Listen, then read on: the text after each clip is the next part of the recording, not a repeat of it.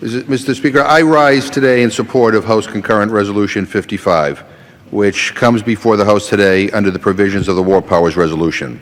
Along with my colleagues Walter Jones and Barbara Lee, we introduced this bipartisan bill to force a debate on how Congress has failed to carry out its constitutional duty to authorize our military engagement in Iraq and Syria. Last August, the President authorized airstrikes against the Islamic State in Iraq and Syria. For over 10 months, the United States has been engaged in hostilities in Iraq and Syria without debating an authorization for this war.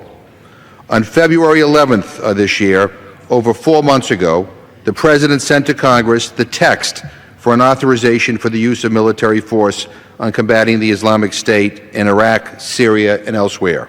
Yet Congress has failed to act on that AUMF or bring an alternative to the House floor, even though we continue to authorize and appropriate money for sustained military operations in those countries. This is unacceptable. This House appears to have no problem sending our uniformed men and women into harm's way.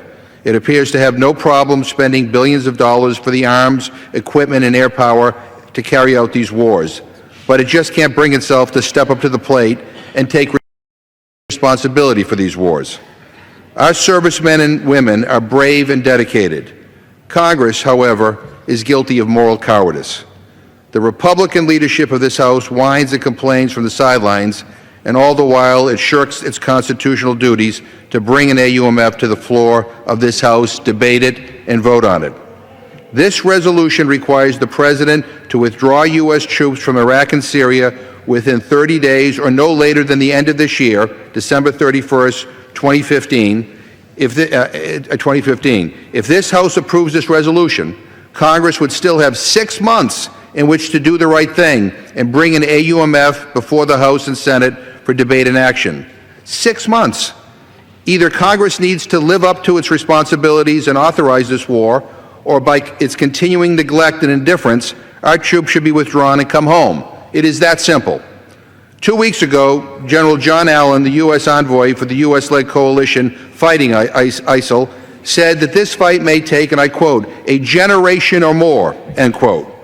And according to the Pentagon, we have spent more than $2.74 billion in the fight against the Islamic State.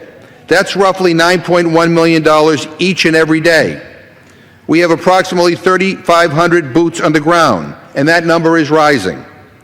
If we're going to invest a generation or more of our blood and our treasure in this war, and if we're going to continue to tell our armed forces that we expect them to fight and die in these wars, it seems to me the least we can do is stand up and vote to authorize these wars, or we should end them.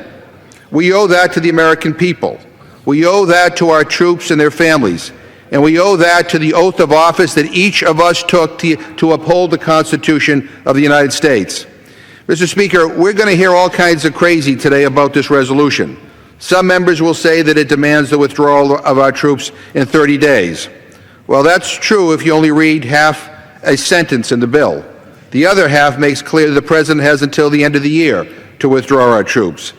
Some members will claim that this resolution will undercut our troops while they are carrying out bombing campaigns and training Iraqi and Syrian soldiers under dangerous conditions.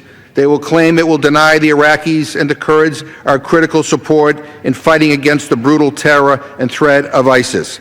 They will claim that it leaves ISIS unchecked by U.S. air power and allow them to overrun the region. Mr. Speaker, the truth is that it is precisely these threats and these challenges that make this debate so urgent. With such compelling issues at hand, how can Congress stand by and do nothing? How can Congress not have this debate and vote on an authorization for this war? By setting a clear deadline Congress cannot ignore, this resolution provides a strong guarantee that Congress will finally do its job, that Congress will honor its duty to our troops and all Americans by debating and voting on an authorization for this war.